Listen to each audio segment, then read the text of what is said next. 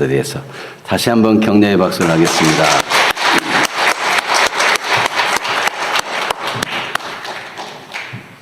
우리가 명절 기간에 주일을 만나게 된다는 것, 특별한 일이지만 귀한 일입니다. 이렇게 명절에도 변함없이 하나님 앞에 예배하러 오신 여러분 참 귀한 분이십니다. 잘 오셨습니다 하고 옆 사람에게 인사 한번 합시다. 잘 오셨습니다. 네. 또 우리 설날이니까 새해 복 많이 받으십시오도 한번 인사해 볼까요? 새해 복 많이 받으십시오. 네. 설 명절을 맞이하면 보통 부모들은 자식에게 뭘 맛있는 걸 해먹일까, 또 뭘 좀 싸줄까, 뭐 이런 것들을 생각하고, 어린 손자 손녀들이 귀여워가지고 세뱃돈 주는 일 주면서 행복하고 그렇습니다. 그런데 명절에 3, 4대가 이렇게 쭉 모인다는 걸 생각해 보면 모처럼의 기회인데 뭔가 소중한 것을 하나 붙잡아야 되지 않을까 하는 생각을 합니다. 무엇이 소중한 것일까? 이번 모였을 때 무엇을 소중하게 좀 말해주고 싶을까? 뭐 이런 거를 좀 생각해 보는 것이 좋으리라고 생각합니다. 우리가 그동안 아브라함, 이삭 이분들의 생애를 통해서 하나님이 온전케 하시고 감사하게 한 일들, 하나님이 복 주신 일들을 쭉 살펴봤습니다.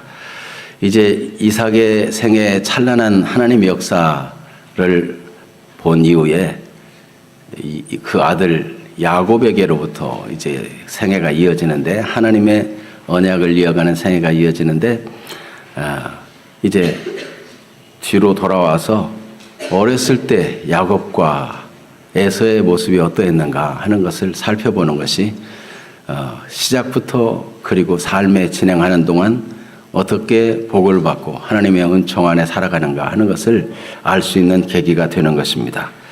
그래서 오늘 우리가 소중하게 여길 것이라는 제목으로 함께 하나님의 인도받기를 원하는데, 이 두 형제가 각각 소중하게 여긴 것과 가볍게 여긴 것이 있습니다. 그것을 살펴보고, 두 번째로는 그러면 야곱은 어떻게 그렇게 언약을 소중하게 여기게 되었나, 어떤 경위가 있는가, 세 번째로는 그렇다면 우리는 어떤 것을 소중하게 붙잡고 모였을 때 우리 자녀들에게, 후손들에게 소중하게 여기도록 또 우리 자신과 그리고 우리 후대들에게 가르치고 다시 한번 확인할 것인가 하는 순서로 살펴보겠습니다. 자, 먼저 두 형제가 각각 소중히 여긴 것과 가볍게 여긴 것이 있습니다. 여러분, 우리가 일반적으로도 가볍게 여길 것과 소중하게 여길 것이 있죠. 네. 섭섭한 거 이런 거 가볍게 빨리 잊어야 되고, 은혜는 소중하게 생각하고 오래오래 기억해야 되죠. 부모님하고 이렇게 살다 보면 섭섭한 거 많이 있겠지만 그런 거 가볍게 여기고 지나치고 은혜에 대해서 고맙게 여기고 중요하게 마음에 간직하면 효자가 되고 참 건전한 인격자로 성장하는 거 아니겠습니까? 오늘 이삭의 아들, 쌍둥이 아들인 에서와 야곱, 그들은 무엇을 중하게 여기고 무엇을 가볍게 여겼는가? 먼저 에서입니다. 에서는 오늘 27절에 보니까 그는 익숙한 사냥꾼, 탁월한 사냥꾼이었다 그랬어요. 굉장히 외향적입니다. 나가서 힘이 다하도록 사냥하는 일에 열중을 합니다. 집에 돌아와서 심히 피곤해서 아무것도 생각하고 싶지 않을 만큼이나 열심히 활동을 하는 활동적인 사람입니다. 그는 사냥하는 일에 중점을 두고 그 한 마리 한 마리 사냥할 때마다 재미를 느끼고 거기에 힘을 쏟습니다. 그런데 가볍게 여기는 것이 있습니다. 그는 장자의 명분이 내게 무엇이 유익하겠는가 하고 하나님의 약속의 기업이 있는 이삭의 아들 된 이 자부심, 이 가치를 소홀히 여기는 것입니다. 그래서 야곱이 장자의 명분을 팔려고 할 때 쉽게 맹세하고 팔아버리는 그런 모습을 봅니다. 당시에 장자라고 하는 것은 신명기 21장에 보면 다른 자녀보다 두 몫을 주게 돼 있어요. 두 배나 받는 게 장자예요. 야곱은 어떻습니까? 야곱은 무엇을 중하게 여깁니까? 그는 형의 장자의 명분을 내게 팔라고 그렇게 이야기할 만큼 이삭의 아들 된 것에 대한 자부심이 있고 하나님의 언약이 있다는 것에 대해서 귀중성을 알고 있습니다. 그 중에 그보다도 더 많이 하나님의 복을 받고 싶어서 장자의 명분까지 얻기를 원하는 것입니다. 그렇게 야곱은 장자의 명분을 중하게 여겼습니다. 그 대신 떡이나 팥죽, 자기가 애써서 이렇게 떡도 만들고 팥죽도 만들고 그의 중요한 자산은 그렇게 소중히 여기지 않았어요. 그걸 지불하고라도 장자의 명분, 하나님의 언약에 있는 기업을 소중히 여긴 것입니다. 마태복음 6장 21절에 예수님께서 내 보물이 있는 그곳에는 내 마음도 있느니라. 야곱은 떡과 팥죽을 지불하더라도 하나님의 언약을 소중히 여기고 장자의 명분을 얻고 싶은 그런 마음이 있었다는 것입니다. 이것은 하나님이 미리 이 에서와 야곱이 뱃속에 있을 때 리브가에게 그 어머니 리브가에게 응답해 준 내용과 똑같습니다. 그래서 창세기 25장 23절에 보면 여호와께서 그에게 이르시되 두 국민이 내 태중에 있구나. 두 민족이 내 복중에서부터 나누이리라. 이 족속이 저 족속보다 강하겠고 큰 자가 어린 자를 섬기리라 하셨더라. 이 말씀은 사람의 앞날은 운명 지어져 있다는 운명론을 말하는 것이 아니고 하나님은 모든 것을 알고 계신다는 뜻입니다. 하나님은 태어나기 전부터도 알고 계시고 복중에서도 아시고 이후에 삶도 다 알고 계십니다. 하나님께서 아시거니와 우리는 부단히 우리의 한계와 연약함에 대해서 이기게 하시고 우리를 위해서 한량없는 하늘의 복을 예비해서 주고자 하시는 하나님의 사랑을 받아들이고 기꺼이 우리 약점을 극복하고 하나님의 주시는 온전한 복을 소유하고자 하는 열망을 가진 사람들이 되어야 할 것입니다. 하나님 우리의 모든 연약함을 아시기 때문에 우리를 친히 도우시는 분이십니다. 그러면 야곱이 언약을 소중하게 여기게 된 경위는 무엇인가? 오늘 27절에 보니까 야곱은 조용한 사람이었으므로 장막에 거주했다. 이 조용한 사람, 이 조용하다고 하는 것은 온전하다라는 말도 번역될 수 있는 말입니다. 야곱은 온전한 것을 추구하는 사람이었어요. 그러니까 대충 사는 게 아니고 충실하게 살고 싶은, 자기 인생에 대해서 충실하게 살고 싶고 온전한 것을 추구하고 싶고 하나님의 약속의 기업을 얻은 이삭의 자녀라면 그 자녀로서의 복을 온전히 가지고 싶은 그런 성심이 있는 충실한 마음이 있는 그런 사람이었다는 것입니다. 자, 그러면 이 리브가가 그들 에서와 야곱을 낳을 때 이삭이 60세였다 그랬습니다. 그러면 이삭은 몇 세, 아브라함 몇 세에 태어났죠? 아브라함 100세에 태어났어요. 60세에 이 아들을 낳았어요. 그러면 그때 아브라함이 살아있습니까? 안 살아있습니까? 아브라함이 살아있습니다. 그러니까 에서와 야곱이 15살이 될 때까지 아브라함은 살아있었어요. 그래서 이 나이 많은 아브라함은 하나님께로부터 받은 언약을 자손들에게 가르쳤습니다. 나이가 많으니까 많은 활동을 하기보다는 장막에 거주하면서 후손들을 믿음으로 가르친 것입니다. 히브리서 11장 9절을 같이 읽어볼까요? 믿음으로 그가 이방의 땅에 있는 것 같이 약속의 땅에 거류하여 동일한 약속을 유업으로 함께 받은 이삭 및 야곱과 더불어 장막에 거하였으니, 이삭과 야곱과 더불어 장막에 거주하면서 아브라함은 믿음으로 자녀들, 후손들을 가르친 것입니다. 그러니까 야곱은 아버지 이삭으로부터, 어머니 리브가로부터, 그리고 할아버지 아브라함으로부터도 하나님의 언약의 소중함을 배운 것입니다. 그가 그렇게 배울 수 있었던 것은 그는 어른을 공경하는 마음이 있었고 하나님을 경외하는 마음이 있었기 때문입니다. 레위기 19장 32절에 너는 센 머리 앞에서 일어서고 노인의 얼굴을 공경하며 내 하나님을 경외하라. 나는 여호와이니라. 어른의 말씀을 존중할 줄 알고 하나님을 경외하는 그 마음이 온전함을, 하나님의 언약에 더 온전함을 추구하는 야곱의 모습인 것을 알 수 있습니다. 그런데 에서는 창세기 26장 34절에서 35절에 보면 그는 자꾸 들사람으로 들로만 다니고 사냥감을 쫓아다니고 그런 거가 삶의 우선이었어요. 그것이 힘을 다해서 지쳐 아무 의욕이 없을 정도까지 그 힘을 거기에 다 쏟았고 하나님이 주신 언약이라든지 신앙이라든지 이런 것에 대해서는 관심이 적은 것입니다. 그래서 아브라함이 어떻게 믿음의 가문을 세우기 위해서 이삭의 아내 리브가를 구해왔는지 이런 얘기도 다 이렇게 아브라함이 들려줬을 텐데 에서는 그런 일을 그냥 건너머 듣는 거예요. 소중히 듣지 않는 거예요. 그러니까 헷 족속의 딸들과 결혼해가지고 아버지 이삭과 어머니 리브가의 마음에 근심이 되었습니다. 그런 것을 보면 볼수록 야곱은 하나님 앞에 살아야지, 믿음의 가문을 온전히 이루어야지, 이런 중심으로 오히려 반작용으로 더 온전하게 하나님의 언약의 사람이요 하나님의 언약을 잇는 사람이 되기를 원했던 것입니다.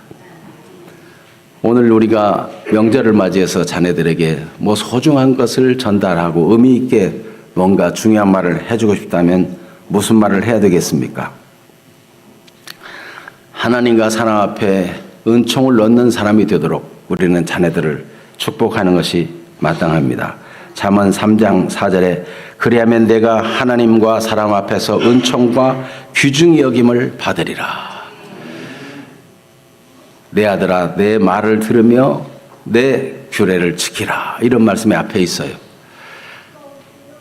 곧 솔로몬에게 준 아버지의 교훈은 하나님의 말씀이었고 하나님의 말씀을 존중하고 하나님의 법도를 소중히 여기면 하나님 앞에 그리고 사람 앞에서도 은총과 귀중히 여김을 받을 수 있다는 것을 솔로몬은 아버지 다윗에게로부터 들었고 또 그 후손에게도 그렇게 가르치기를 원하였습니다. 우리는 무엇을 해야 될까요? 하나님을 경외하고 그 언약을 존중히 여기는 일에 거울을 삼아서 가볍게 여기는 에서처럼 하지 말고 소중히 여기고 중요하게 여기는 야곱처럼 하도록 그렇게 우리 마음을 먼저 간수해야 되겠고 우리 자녀들도 그렇게 가르쳐야 할 것입니다. 우리 찬송에도 그런 찬송이 나오는데 우리 435장 나의 영원하신 기업, 이 찬송을 한번 1절만 하길 원합니다. 나의 영원하신 기업 생명보다 귀하다. 나의 갈 길 다가도록 나와 동행하소서. 주께로 가까이 주께로 가오니 나의 갈 길 다가도록 나와 동행하소서. 이 영원하신 기업이 생명보다 귀하다는 거예요. 생명보다. 하나님이 약속하신 기업이 이 믿음을 지키고 하나님께로부터 복을 받는 것이 생명보다 귀하다. 생명을 위해서 이 육신의 목숨을 위해서 사냥할 고기도 필요하고 돈도 필요하고 다 필요하겠지만 하나님이 약속하신 이 기업은 생명보다 귀하다. 우리 한번 찬송하겠습니다.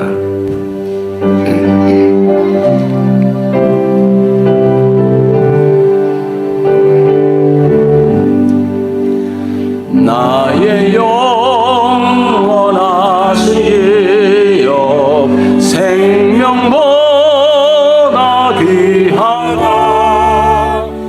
나의 갈 길 다가도록 나와 동행하소서.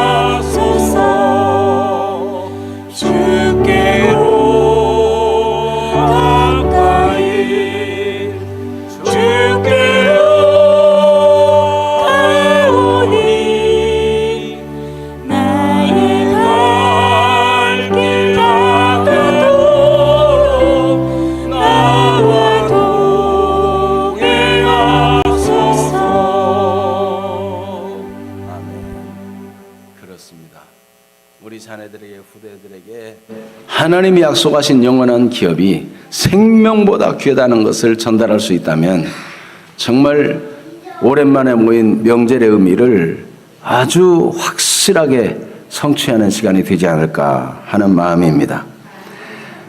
우리가 하나님의 언약을 존중하는 것이 얼마나 귀한지, 하나님의 언약을 소홀히 여기는 것이 얼마나 비참한 일인지 사무엘상 2장 29절 30절에 보면 엘리 제사장의 두 아들은 제사장인데도 성소에서 수종드는 여인들을 겁탈하고 죄 짓는 것을 두려워하지 않았어요. 이것은 하나님 앞에 큰 충격이 되었고 하나님의 마음을 아프게 했어요. 그저 그들이 맡겨진 제사장 직무를 충실하게 잘 감당하고 백성들을 위해서 기도해주며 말씀으로 가르치며 그들을 위해서 속죄의 제사를 드리는 이 일은 얼마나 큰 특권인지, 하나님의 대대로 이을 영원한 기업인데 그것을 소홀히 여기고 함부로 행동했습니다. 엘리 제사장 또한 그렇게 잘못된 자녀들을 강력하게 책망하고 그 못된 일에서 돌이키도록 하지 아니하고 가볍게 여겼어요. 그러니 하나님께서 무서운 심판의 말씀을 하시는데 사무엘상 2장 29절에서 30절 말씀 한번 같이 읽겠습니다.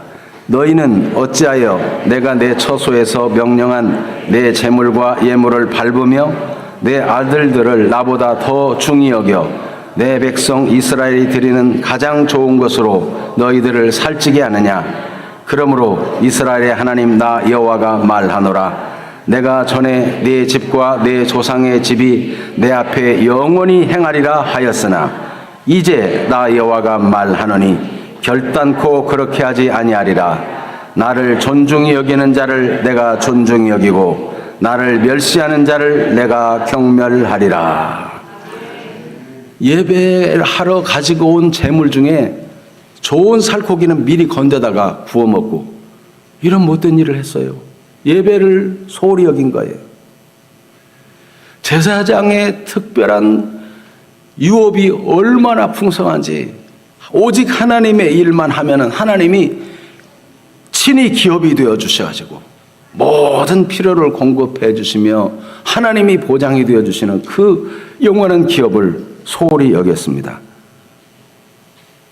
하나님은 나를 존중히 여기는 자를 내가 존중히 여기고 나를 멸시하는 자를 내가 경멸하리라고 경고의 말씀을 하셨습니다.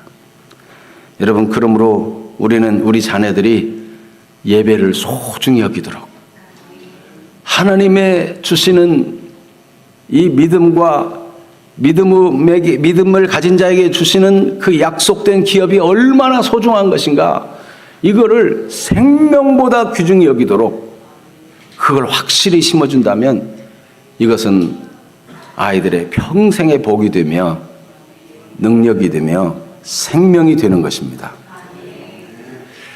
하나님께서 예수 그리스도 안에서 우리에게 약속하신 바가 무엇입니까? 요한복음 1장 12절에 영접하는 자 곧 그 이름을 믿는 자들에게는 하나님의 자녀가 되는 권세를 주셨다 그랬어요. 이 자녀가 되는 이 신분 자체가 놀라운 것인데 이 자녀의 신분에는 권세가 따른다는 거예요. 특권이 붙어 있는 거예요. 하나님께서 우리에게 자녀의 권세를 주신 이것이 얼마나 놀라운 일인가. 우리는 이전에는 사탄의 종이었고 이제는 죄의 종이어서 두려움을 품고 살았어요. 아담 하와가 범죄한 이후로 모든 사람들이 다 두려움 가운데 혹 저주나 멸망이 오지 않을까, 화를 당하지 않을까. 죄 지은 인간은 스스로 죄를 해결할 수 없기 때문에 두려움 가운데 살았어요. 그런데 주 예수께서 오셔서 친히 우리 죄를 위해 십자가에 죽으시고 죽음을 이기고 살아나셔서 그를 믿는 자는 그리스도와 연합되게 하심으로 우리는 죄에 대해서 죽고 그리스도와 함께 의에 대해서는 산 자가 되어 하나님의 자녀로 살게 하셨습니다. 이 하나님의 자녀의 믿음을 가지고 산다는 것이 얼마나 복된 일인가. 로마서 8장 15절에는 이렇게 증언합니다. 너희는 다시 무소하는 종의 영을 받지 아니하고 양자의 영을 받았으므로 우리가 아빠 아버지라고 부르짖느니라.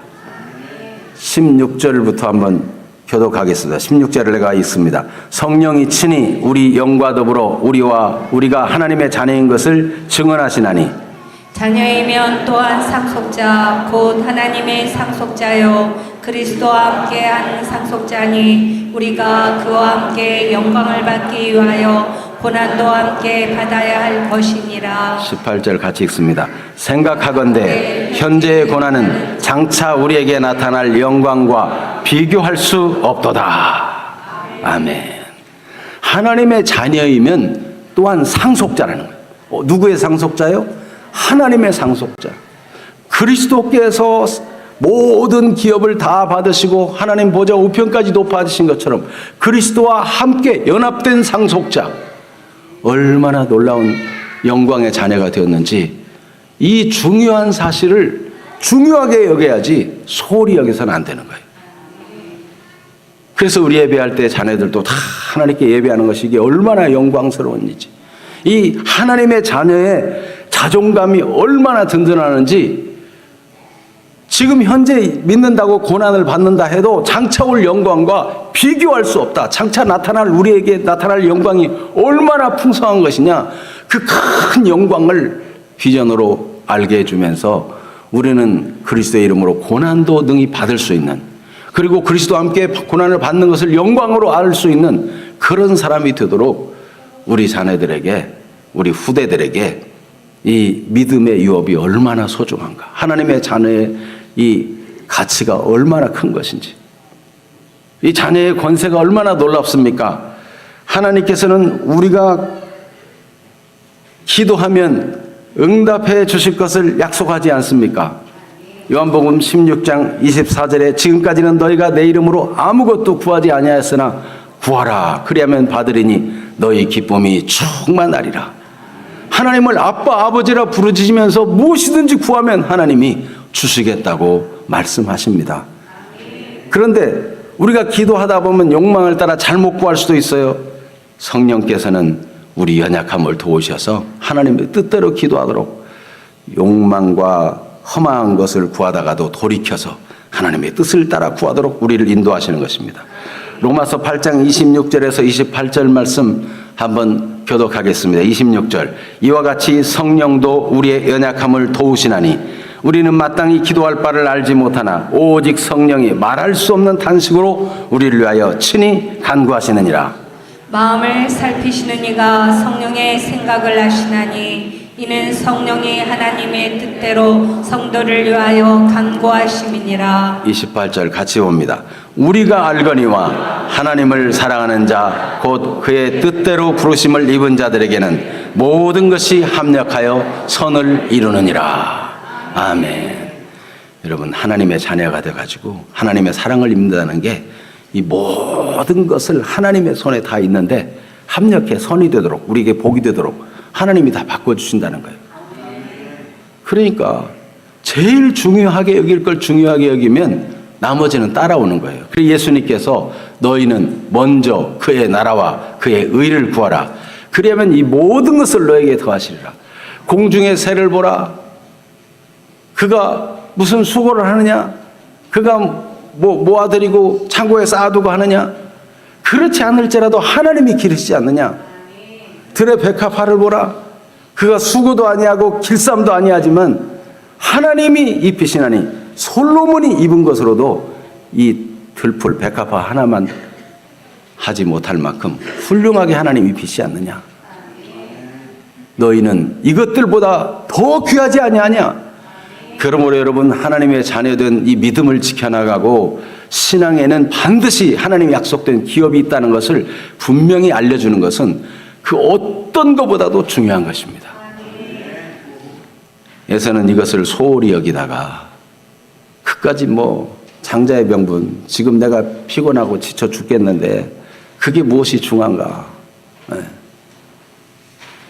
그래가지고 야곱이 맹세하라 그러니까 맹세까지 하면서 맹세를 쉽게 그냥 가치 없게 생각하고 맹세하고 장자의 명분을 팔고 떡과 팥죽을 얻어먹고는 그냥 아무렇지도 않게 나가요.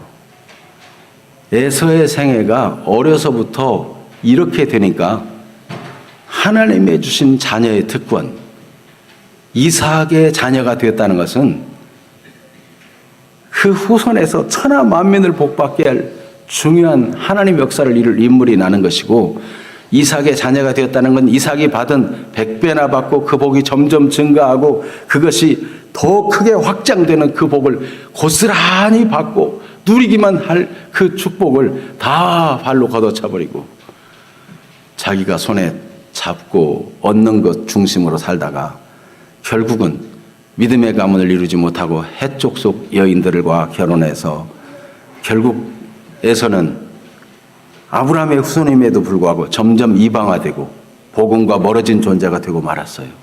이 얼마나 끔찍한 일입니까? 시작은 조그만 틈 같은데 점점 벌어지기 시작한 거예요.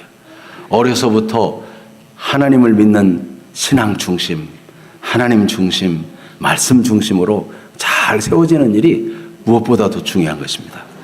이것을 명절에 모였을 때, 이 중요한 때에 무엇보다도 확실하게 심어주는 것이 좋지 않겠습니까? 그래서 신명기 6장 4절에서 7절 말씀에 보면 모든 기회 있는 때마다 계속 자녀들에게 부지런히 이 하나님의 언약, 약속의 말씀을 가르치고 하나님이 어떤 분인가를 올바로 경외할 수 있도록 가르치라는 거예요. 그러기 위해서는 우리 자신부터가 하나님의 말씀을 마음에 새겨야 된다는 말씀을 해주고 있는 것입니다. 신명기 6장 4절에서 7절 말씀 같이 읽을까요? 이스라엘아 들으라. 우리 하나님 여호와는 오직 유일한 여호와이시니 너는 마음을 다하고 뜻을 다하고 힘을 다하여 내 하나님 여호와를 사랑하라.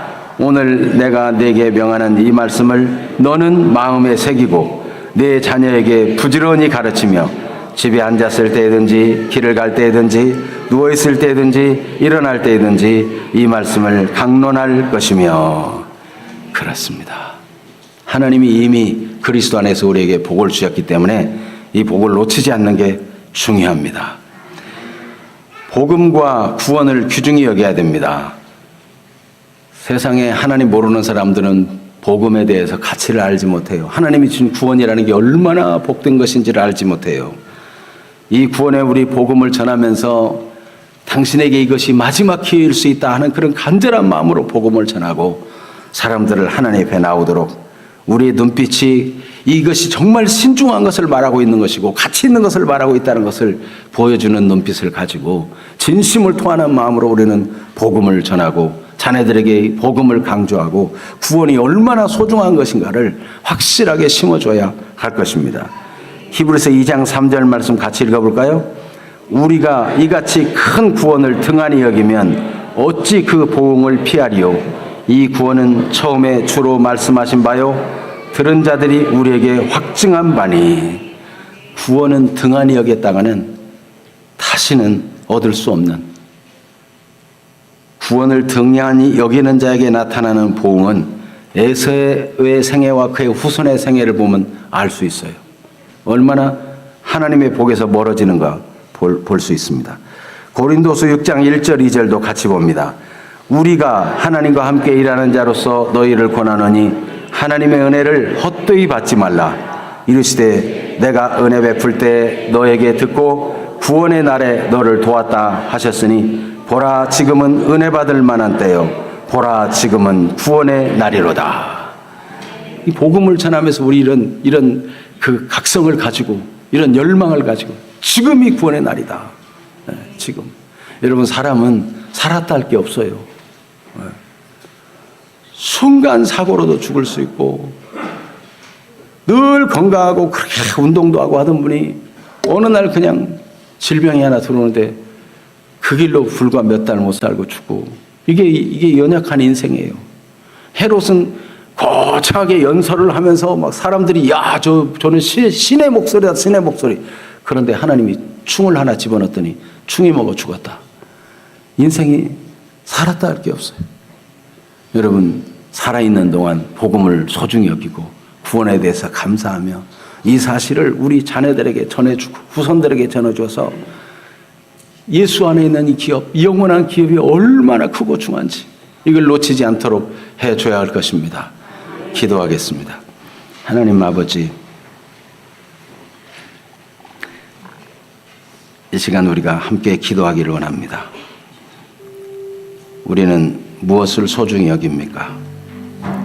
지나다 보면 무엇이 중요한지, 무엇이 가볍게 여겨도 되는지 분별 없이 행할 때가 많습니다. 이 시간 우리 함께 말씀을 들었는데 하나님이 우리에게 말씀을 주셨다면 우리도 우리의 다짐을 주님께 말씀드려야 되지 않겠습니까? 주님, 저도 하나님의 언약을, 하나님의 복음을, 하나님의 주신 구원을, 하나님의 자녀의 권세를, 이 유업을 소중히 여기는 사람으로 보다 온전한 믿음의 생활을 위해서 보다 더 감사하며 하나님의 은혜를 기억하며 사는 사람 되기 위해 살겠습니다. 하나님 앞에 다짐을 말씀드리고 우리 자신이 말씀을 마음에 새기고 언약을 마음에 새기고 하나님이 약속한 기업을 마음에 새기고 살 뿐만 아니라 우리 자녀들에게 모든 기회를 다해서 부지런히 가르치는 사람 되겠습니다. 다짐의 기도를 주 앞에 드리는 시간 갖겠습니다. 주여 한번 외치고 기도하겠습니다. 주여!